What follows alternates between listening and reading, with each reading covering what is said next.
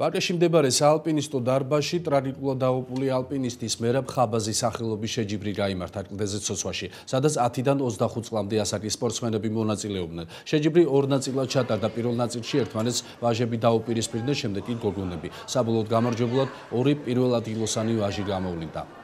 მერაბ ხაბაზის სახელობის შეჯიბრი წელს მეორედ გაიმართა. მერაბ ხაბაზი 2005 წელს უშბაზე ერთ-ერთი ყველაზე რთული მარშრუტის მიშლაევის გავლის დროს ტრაგიკულად დაიღუპა. დღეს მას 50 წელი შეუსრულდებოდა. არა მარტო მის საპატივცემულოდ არის ეს დღე რა.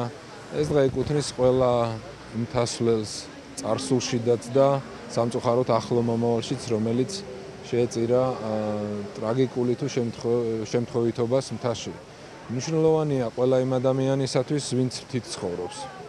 მნიშვნელოვანია ჩვენთვის, იმიტომ რომ ვიტყოდი, რომ მეამაყება, რომ მას ვიცნობდი. ტარდება შეჯიბრი, სადაც მონაწილეობენ საქართველოს თბილისის უძლიერესი მეკლდეურები. ეს შეჯიბრი ტარდება მეორედ უკვე.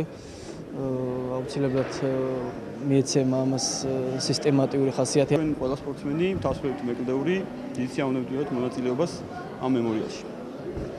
დიდი მნიშვნელობა არ აქვს ჩვენთვის მემორიალში გამარჯვება, მთავარია მონაწილეობის მიღება ხაბაზის სახელმწიფოს პატივისცემისთვის.